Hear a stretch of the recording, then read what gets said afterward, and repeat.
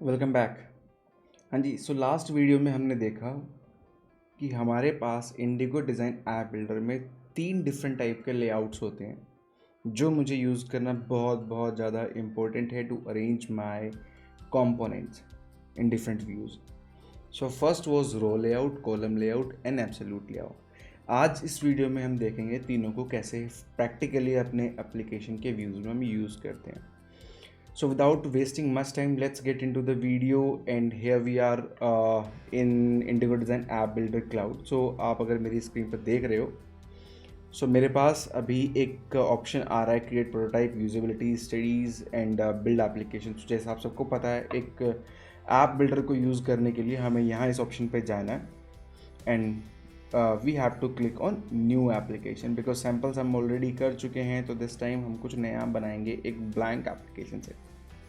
Okay, so यहाँ आप use कर सकते हो कोई डिफ़ॉल्ट लेआउट, आप यूज़ कर सकते हो ब्लैंक वटेवर। मैं अभी के लिए यूज़ कर लेता हूँ एक हेडर प्लस नेविगेशन बार, जिसमें मुझे लेफ़्ट साइड में एक नैव ड्रॉर मिलेगा और ऊपर एक हेडर बार मिलेगा। 3 डिफ़ॉल्ट व्यूज़ मिलेंगे टू नेविगेट।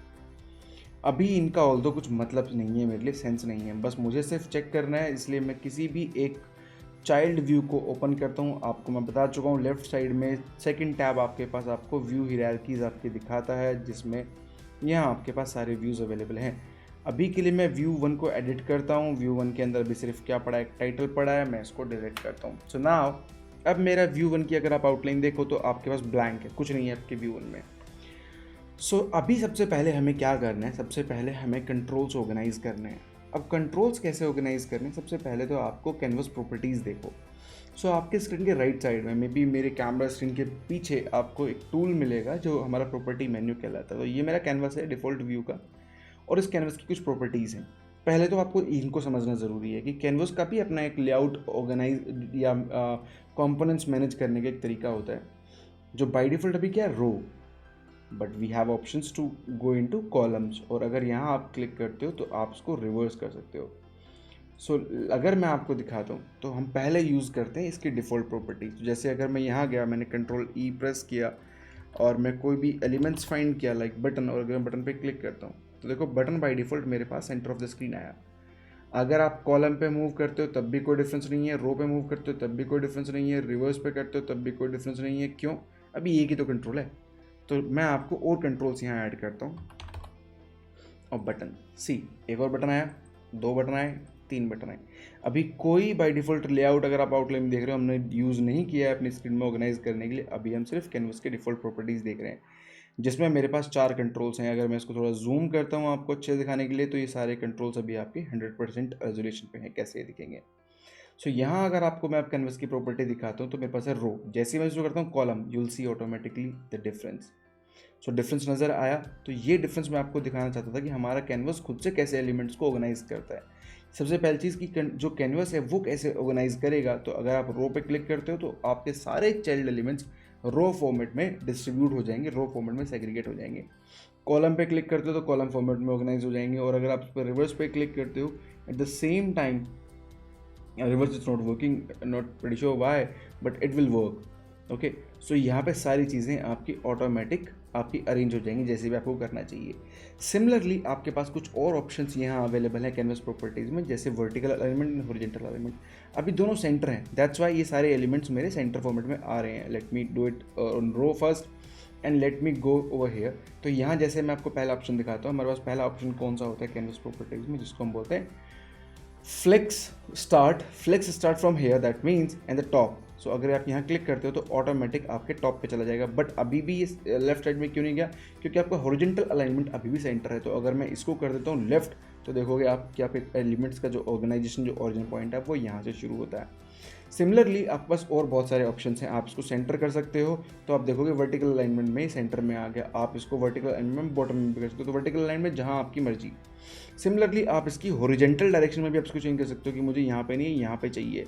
सो अगर मैं हॉरिजॉन्टल डायरेक्शन में इसको चेंज करता हूँ तो सबसे पहले मेरे पास ऑप्शन क्या आएगा, सेंटर, कि अगर मैं सेंटर करना है तो। But at the same time अगर मुझे इसको राइट साइड करना है, not at the vertical, at the bottom, so you can see over here your control is over here. तो ये आपको डिफाइन करना है कि वो कंट्रोल्स कहाँ से प्लेस होंगे, कहाँ से आप उसका आप बोल सकते हो ओरिजिन कहाँ से आपको स्टार्ट करना है। सिमिलरली अगर आप जाते हो, आपके पास और बहुत सारे ऑप्शन होते हैं, जैसे स्ट्रेच। अगर मैं स्ट्रेच कर दूंगा तो ये मैं किसको स्ट्रेच कर रहा हूँ, मैं आपको दिखाता हूँ हॉरिजेंटल को। ओके, मैं शायद पहले वर्टिकल में था, हाँ। तो अगर मैं वर्टिकल में स्ट्रेच करता हूँ तो वर्टिकल डायरेक्शन में अगर आप स्ट्रेच करते हो तो आप यहाँ देखोगे आपके जो कंट्रोल्स हैं वो बाय डिफ़ॉल्ट ऊपर से स्टार्ट होंगे, but due to that, because उनकी अभी एक प्रॉपर्टी, अगर किसी इंडिविजुअल कंट्रोल को मैं सिलेक्ट करता हूँ तो उनकी इंडिविजुअल प्रॉपर्टी ग्रो, अगर आप इस पर अप्लाई कर दोगे सो उसके अकॉर्डिंग वो ग्रो करेंगे उस डायरेक्शन में जिस डायरेक्शन में आपने उसको अलाउ किया है। सो अगर मैं सबको ग्रो कर दूंगा तो आप देखोगे कि ये उसी डायरेक्शन में, हॉरिजॉन्टल डायरेक्शन में, अपने आप को इक्वल पोजीशन में डिवाइड कर लेंगे। कोई नया कंट्रोल अगर मैं अब देखो लेके आता हूँ, एक और नया कंट्रोल लेके आता हूँ, ऑटोमेटिक वो आ जाएगा, बट उसकी भी अगर ग्रो होगी तो वो ऑटोमेटिक अपने आप डिस्ट्रीब्यूट हो जाएगा। So this is how we can do it. But अब अगर मैं इसको वापस कंट्रोल जेड करता हूँ, सबको वापस उनकी एक्चुअल पोजीशंस में लेके आता हूँ, और यहाँ इस बार मैं आपको दिखाता हूँ कि अगर मैं इसको हॉरिजॉन्टल अलाइनमेंट में स्ट्रेच करता हूँ या सपोज स्पेस बिटवीन करता हूँ, तो ऑटोमेटिकली सब कंट्रोल्स अपने एक स्पेस के साथ ऑर्गेनाइज हो जाएंगे। नया कंट्रोल लेके आएंगे तो यही स्पेस अगेन डिस्ट्रीब्यूट हो जाएगा एक इक्वल क्वांटिटी में। तो यही तरीका था सिर्फ कि कैनवस कैसे बिहेव करता है। तो अगर हम इस कैनवस की बात करते हैं तो कैनवस के अंदर अपने पास कुछ ऑप्शंस होते हैं। यहीं अगर आप सपोज को बोलते हो टॉप में और यहाँ स्पेस बिटवीन रखते हो तो हॉरिजॉन्टल अलाइनमेंट में स्पेस बिटवीन है, ठीक है, और आपका वर्टिकल अलाइनमेंट में आप देख रहे हो तो वो टॉप डायरेक्शन में है। सिमिलरली अगर आप यहाँ जाके स्ट्रेच पे डिफाइन करते हो, अभी कोई नहीं आया because we have to apply some grow properties to them. ऐसे ही आपके पास और बहुत सारी प्रॉपर्टीज है, जैसे बेस लाइन पे अगर आप डिफाइन करते हो तो बेस लाइन पे अगर वो एक दूसरे को ओवरलैप कर रहे हैं, that will be work then together. So ये बहुत सिंपल सी चीज़ें हैं, आप इनको प्रैक्टिकल करके और बहुत डिटेल में समझ सकते हो जैसे भी आप इसको डिफाइन करोगे। और अगर मैं इसका स्पेस बिटवीन वापस हटा के करता हूँ लेफ्ट साइड में तो यू विल सी, तो top at the flex start, क्योंकि वर्टिकल अलाइनमेंट है, and the horizontal alignment is right side. So जो हॉरिजॉन्टल अलाइनमेंट है वो राइट साइड है एंड टॉप है, सो टॉप एंड राइट। तो this direction will be for your control, जो भी आप अपने इस कैनवस के अंदर प्लेस करोगे। तो ये तो सिंपल सी बात है कैनवस कैसे बिहेव करता है। अब सपोज इस कैनवस के अंदर अगर मुझे कुछ कंपोनेंट्स लेके आने, मुझे डायरेक्ट कंट्रोल से नहीं चाहिए, because that will be quite harder for me to define the different levels. तो उन सब चीज़ों के लिए हम क्या करेंगे, मैं इन सब चीज़ों को डिलीट करता हूँ। Let me delete this all, एक बच गया, इसको भी डिलीट करते हैं। ओके, सो अब अगर मैं सबसे पहले कहता हूँ कोई ऑर्गेनाइज करने के लिए मैं कोई एलिमेंट्स कंटेनर यूज़ करता हूँ, जैसे मैंने आपको लास्ट वीडियो में बताया। Let me start with a row layout, और maybe you can start with column layout. Simply let me type over here column layout. तो जैसे ही मैंने कॉलम लेआउट लिया तो कॉलम लेआउट अभी मेरा कहाँ आ रहा है, मेरे कैनवस के राइट टॉप में। क्यों आ रहा है, क्योंकि ये प्रॉपर्टी तो हमारी गलती है कि हमने सेट कर रखी है, उसमें लेआउट का कोई लेन देना नहीं है कि राइट टॉप में ये आ रहा है, क्योंकि ये किसका चाइल्ड है, कैनवस का चाइल्ड है। अब देखो कैनवस के चाइल्ड को चेंज करने के लिए दो तरीके हैं। तो आप कैनवस पे क्लिक करो और अब इसकी प्रॉपर्टी पे यहाँ जाओ, या फिर अगर आप सपोज यहीं पे हो और अगर आपको पेरेंट कंट्रोल की प्रॉपर्टी पे आना तो यहाँ पे स्मार्ट टैग पे अगर आप क्लिक करते हो तो ये आपको नेविगेशन की बार की तरह बिहेव करता है, आपको इसके पेरेंट कंट्रोल तक ले जाने के लिए। तो देखो अभी यहाँ पे जो प्रॉपर्टी है सारी कॉलम लेआउट की हैं, बट जैसे इस पर क्लिक करता हूँ यहाँ पे प्रॉपर्टी ऑटोमेटिक चेंज हो जाती हैं और यहाँ सिलेक्टेड एलिमेंट चेंज हो जाता है मेरा कॉलम लेआउट। तो इस तरह से भी हम नेविगेट कर सकते हैं। अगर आपके पास बहुत एक कॉम्प्लेक्स यूआई है तो इंस्टेड ऑफ मे भी शायद आप पेरेंट पे क्लिक नहीं कर पा रहे हो, तो आप किसी भी चाइल्ड एलिमेंट के टॉप नेविगेशन एलिमेंट आइकन पे क्लिक करोगे तो वो आपको उसके पेरेंट पे ले जाएगा। यहाँ जाके मैं इसको कर देता हूँ may be centre, but not at the right, maybe this is again center, so center that means origin of this element, like बिल्कुल सेंटर पॉइंट। अब मैं क्या करता हूँ, इस कैनवस की एक प्रॉपर्टी, नॉट कैनवस, मैं इस कॉलम लेआउट की एक प्रॉपर्टी को यहाँ पे जाके चेंज करता हूँ और यहाँ पे जाके मैं इसकी एक प्रॉपर्टी है रिसाइज प्रॉपर्टी, उस रिसाइज प्रॉपर्टी में अगर उसको ग्रो कर दूंगा तो आप देखोगे कि ऑटोमेटिकली ये ग्रो कर रहा है। सिमिलरली आप जाके इसकी एक यहाँ पे वापस जो आपने सेंटर किया था अपने पेरेंट की प्रॉपर्टी में जाके आप इसका हॉरिजॉन्टल अगर आप कर दो, नॉट हॉरिजॉन्टल, वर्टिकल में अगर मैं ऐसा कर दूँ स्ट्रेच, सो आप देख रहे हो कि ये पूरी की पूरी मेरी स्क्रीन में फिट हो गया है, मेरे पूरी व्यू में फिट हो गया है। सो मैंने वर्टिकल एलिमेंट कर दिया इसका स्ट्रेच एंड इसको बाय डिफ़ॉल्ट रखा मैंने ग्रो पोजीशन पे। तो इसका मतलब दैट मीन्स ये मेरी विड्थ 100% लेके और वर्टिकल जैसे ही मैंने उसका आपका स्ट्रेच किया तो ऑटोमेटिकली टॉप टू बॉटम लेके सारा एरिया कवर कर देगा। अब सी, मैं इस एलिमेंट के अंदर कॉलम के अंदर एक और कॉलम ले सकता हूँ, रो ले सकता हूँ, क्योंकि हमारे पास यहाँ कैपेबिलिटी है to use are nested layouts. So बहुत सिंपल है, आई होप आप समझ पा रहे हो। तो क्या करना है, आपको एक एलिमेंट पहले तो सिलेक्ट करना है। तो मैं कैनवस के अंदर अभी कॉलम पे सिलेक्टेड हूँ, तो अब अगर मैं इसके अंदर जाके दोबारा से यहाँ पे सपोज कॉलम लेआउट पे क्लिक करता हूँ तो आप देख रहे हो ऑटोमेटिक एक कॉलम लेआउट आ गया। कहाँ आया? मेरे पेरेंट कॉलम लेआउट के अंदर। तो अगर आपको इसमें थोड़ा कन्फ्यूजन हो रहा है समझने में, तो यहाँ लेफ्ट साइड में आउटलाइन को एक्सपेंड कर लो, आपको पता चल जाएगा कि देखो कॉलम के अंदर कॉलम है। अब अगर मैं एक और बार कॉलम पे क्लिक कर दूंगा तो प्रॉब्लम क्या होगी कि वो इसके अंदर आ जाएगा जो सिलेक्टेड है, जो कि मुझे चाहिए नहीं। मुझे इसके बाहर कंट्रोल चाहिए। तो क्योंकि बाहर कंट्रोल चाहिए तो मुझे बाहर वाला पहले सिलेक्ट करना पड़ेगा। तो या तो यहाँ से सिलेक्ट करो या यहाँ पे क्लिक करके सिलेक्ट करो। अब अगर मैं इसके अंदर कहता हूँ मुझे चाहिए एक रो लेआउट, तो मेरे पास एक रो लेआउट आ गया। मुझे वापस पेरेंट के अंदर सिलेक्ट चाहिए, तो मैंने पेरेंट को सिलेक्ट किया, मुझे चाहिए एक एब्सोल्यूट लेआउट। तो अगर मैं क्लिक करता हूँ तो देखो अब मेरे पास 3 लेआउट हैं। अब क्यों ना इनको एक बराबर परसेंटेज में इनको ग्रो किया जाए। तो मैं पहले कॉलम लेआउट को सिलेक्ट कर रहा हूँ और इसकी साइज़ को मैं कर रहा हूँ ग्रो। हो गया। अब बाय डिफ़ॉल्ट इसने सारा स्पेस बचा हुआ ले लिया, क्योंकि बाकी सबकी जो ग्रो प्रॉपर्टी है वो सेट नहीं है। अब मैं एक एक करके सबको ग्रो कर दिया, तो देखो ऑटोमेटिक असाइन हो गया। ये सिर्फ आपको दिखाने के लिए कैसे आप राइटर की प्रॉपर्टीज़ चेक कर सकते हो। ऑल्दो इन फ्यूचर आप अपने फ्लेक्स इन डिज़ाइन के अकॉर्डिंग ही आप अपनी प्रॉपर्टीज़ को सिलेक्ट या डिसलेक्ट करोगे, एक्सक्यूज मी। बट अभी के लिए सिर्फ आप कैसे एक इक्वल परसेंटेज में कैसे इन चीज़ों को डिवाइड करोगे, तो बहुत सिंपल है। तो अब अगर मैं अपना आपको कैनवस बताऊं तो मेरी पूरी हायरार्की क्या है इस पूरी स्क्रीन की। डिफ़ॉल्ट कैनवस में मेरे पास क्या है, एक कॉलम लेआउट है। एक कॉलम लेआउट के अंदर मेरे पास कॉलम, रो एंड एब्सोल्यूट है। अगर मैं इस कॉलम लेआउट को जाके यहाँ कॉलम की बजाय कर देता हूँ रो, तो ऑटोमेटिकली तुम देखोगे रो के अंदर एलिमेंट्स ऐड हो गए। ये कॉलम हो गया, ये रो हो गया, ये एब्सोल्यूट हो गया। क्योंकि इसका जो पेरेंट था उसको मैंने कर दिया रो लेआउट, बट इसको मैं वापस राइट साइड प्रॉपर्टी से कॉलम कर देता हूँ। तो ये आपकी अपनी डिपेंडेंसी है कि आप उन चीज़ों को कैसे देखना या कैसे ऑर्गेनाइज करना चाहते हो। सो सबसे पहले ऊपर कैनवस, कैनवस के अंदर कॉलम, कॉलम के अंदर एक कॉलम, एक रो और एक एब्सोल्यूट लेआउट। अब इन तीनों में डिफरेंस आपको खुद ब खुद नज़र आ जाएगा। मैं क्या करने वाला हूँ, मैं सिर्फ यहाँ जाके एक बटन फाइंड करने वाला हूँ और इस बटन पे करूँगा डबल क्लिक। तो जैसे ही मैं डबल क्लिक करूँगा ये सिलेक्टेड कंटेनर के अंदर ऐसे चाइल्ड ऐड कर देगा। सिलेक्टर कौन है? फिर पेरेंट है। तो अगर यहीं पे क्लिक कर दूंगा तो देखो इसके नीचे आ जाएगा। मुझे यहाँ पे नहीं चाहिए, मुझे कहाँ चाहिए? इस कॉलम लेआउट के अंदर चाहिए। तो पहले मैंने कॉलम लेआउट को सिलेक्ट किया। अब अगर मैं बटन पे क्लिक करता हूँ तो देखो ये बटन आएगा इस कॉलम के अंदर, देखा। अब क्योंकि इसकी जो प्रॉपर्टी है बाय डिफ़ॉल्ट कॉलम की वो ग्रो है, तो दैट्स वाई ये बटन टाइप का मेरा क्या आ रखा है, पूरा एक्सपेंडेड है। हम इसकी एक प्रॉपर्टी को यहाँ जाके इसके अलाइनमेंट को यहाँ पे स्ट्रेच की बजाय हॉरिजॉन्टल अलाइनमेंट को कर देते हैं सेंटर। तो इस तरह से भी ये मुझे कंट्रोल दिख सकता है अगर आप चाहते हो, आप उसकी डिफ़ॉल्ट साइज़ को इंक्रीज़ नहीं करना चाहते। सिमिलरली अगर मैं यही काम रो को सिलेक्ट करूं और एक बटन ऐड करूं तो आप देखोगे रो में भी एक बटन आ गया। बट क्योंकि इसका जो हॉरिजॉन्टल अलाइनमेंट है वो अगर आप यहाँ जाके देखोगे, where is that, over here to selected, so वो क्या है, हॉरिजॉन्टल अलाइनमेंट अभी लेफ्ट है। तो अगर मैं इसका भी सेंटर कर दूंगा तो सिमिलरली मेरे पास एक एक एक एक सेम पोजीशन की तरह मुझे कंट्रोल दिखेंगे। सिमिलरली अगर मैं सिलेक्ट करता हूँ अपना एब्सोल्यूट लेआउट और यहाँ पे भी एक बटन ऐड करता हूँ तो आपको दिख रहा होगा बटन को जैसे ही मैंने ऐड किया तो वो बटन आया लेफ्ट साइड में। बट अगर मैं कैनवस सिलेक्ट करता हूँ और यहाँ आके चेक करता हूँ तो शायद आपको इस बार वो प्रॉपर्टी अलाइनमेंट्स नहीं मिलेंगी जो अभी तक हमें मिल रही थी, हॉरिजॉन्टल अलाइनमेंट और वर्टिकल अलाइनमेंट। क्यों? क्योंकि यही मैंने आपको पहले समझाया था, एब्सोल्यूट लेआउट काम करता है हमारी एक हार्डकोर पोजिशनिंग सिस्टम पे। तो जैसे कि अगर मैं यहाँ कंट्रोल को सिलेक्ट करता हूँ तो मुझे उसकी राइट साइड में लेआउट में किस लोकेशन पे वो आएगा उस पोजीशन को डिफाइन करने की परमिशन मिलती है। बाय डिफॉल्ट अभी क्या है 0 0, दैट्स वाई वो अपने 0 0 कोऑर्डिनेट पे। अब अगर मैं फर्दर कंट्रोल ऐड करता हूँ तो देखो ये कैसे सब डिफरेंटली बिहेव करेंगे। मैंने सिलेक्ट किया अपना कॉलम लेआउट और मैं उसके अंदर ऐड कर रहा हूँ 4 और नए बटन या कोई नया कंट्रोल या कुछ भी आप। तो जैसे डबल क्लिक किया बटन पे, एक और नया, 2 3, तो देखो आप क्या हो रहा है, वो टॉप टू बॉटम अप्रोच में आ रहे हैं। वो तो खैर हालांकि हम चेंज कर सकते हैं, बट आप देख रहे हो कि वो कॉलम फॉर्मेट में ऑर्गेनाइज हो रहे हैं। सिमिलरली अगर यही काम मैं रो एलिमेंट के अंदर करता हूँ तो देखो बटन 1 2 3 सब अलग अलग तरीके से ऑरेंज हुए।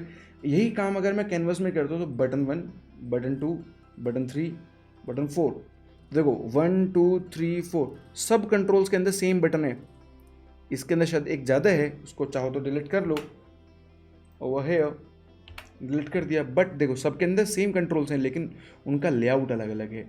कॉलम पे सब कंट्रोल दिख रहे हैं लेकिन एक स्टैक लेआउट में, रो में सब कंट्रोल दिख रहे हैं जितने अवेलेबल हैं बट एक रो लेआउट में। बट एब्सोल्यूट लेआउट में हमें कोई भी कंट्रोल नहीं दिख रहा, लास्ट कंट्रोल दिखता है क्योंकि वो सबसे टॉप एलिमेंट होता है हमारे इस पूरे स्टैक का।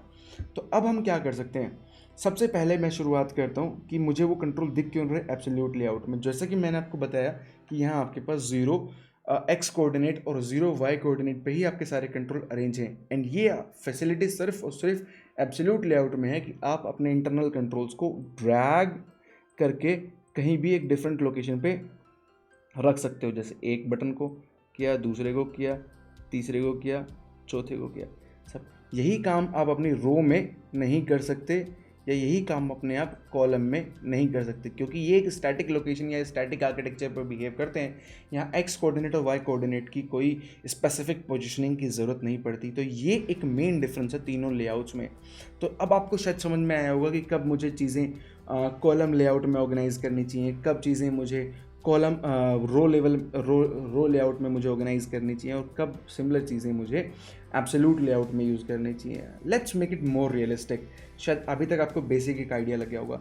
सपोज़ अगर मुझे एक पेज बनाना है जिस पेज में मुझे कुछ इन्फॉर्मेशन दिखानी है और सपोज़ उस पेज में मेरे पास पहले एक मे बी एक प्रोडक्ट लिस्ट है, नीचे कुछ कोई पैराग्राफ है, नीचे कुछ थर्ड एलिमेंट चीज़ें हैं। सो अगर मैं अभी इस एप्लीकेशन का प्रीव्यू करता हूँ तो आपको आपके एप्लीकेशन के नेविगेशन बार में फर्स्ट व्यू में आपको सारी चीज़ें ऑर्गेनाइज वैसी मिल रही होंगी जैसे आपने करी थी। ठीक है, इनका कोई पोजीशनिंग देने की ज़रूरत नहीं है और इनकी बहुत सारी प्रॉपर्टीज़ हैं जिनको आप एक एक करके चेंज कर सकते हो, समझ सकते हो। यही चीज़ अगर मैं व्यू कंटेंट में जाके इसको थोड़ा सा रियलिस्टिक बनाता हूँ और मैं आपको दिखाता हूँ कैसे हम इसे और ऑर्गेनाइज कर सकते हैं। So let me show you. Suppose मैंने डिफ़ॉल्ट एलिमेंट हटाया सबसे पहले। हाँ जी, तो सबसे पहले मैंने अब अपने व्यू 2 में सबसे पहले मैंने लिया कॉलम लेआउट और क्योंकि ये डिफ़ॉल्ट, अगर मैं इसके पैरेंट पे जाके देखता हूँ व्यू में तो इसकी जो हॉरिजॉन्टल अलाइनमेंट और वर्टिकल अलाइनमेंट सेंटर हैं, मैं इसमें हॉरिजॉन्टल अलाइनमेंट को सेंटर के बजाय आप लेफ़्ट कर सकते हो या फिर सेम वर्टिकल अलाइनमेंट को सेंटर के बजाय स्ट्रेच कर सकते हैं। तो जैसे स्ट्रेच करेंगे एंड यहाँ अगर मैं अपने कॉलम लेआउट को सिलेक्ट करके ग्रो करूँगा तो ये पूरे एरिया में फिल हो जाएगा जो कि मुझे डिफ़ॉल्ट चाहिए। श्रिंक का भी कोई बेनिफिट नहीं पड़ेगा बिकॉज अभी we don't have much content जो इसकी लेआउट बॉडी से बाहर जा रहा हो।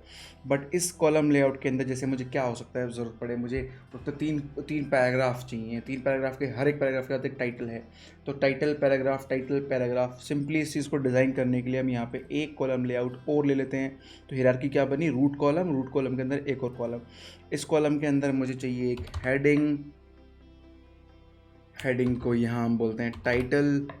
तो यहाँ अगर आप टाइटल लेते हो तो बाय डिफ़ॉल्ट टाइटल जो हेडिंग टाइप है वो क्या है 5, let me make it 2 quite bigger.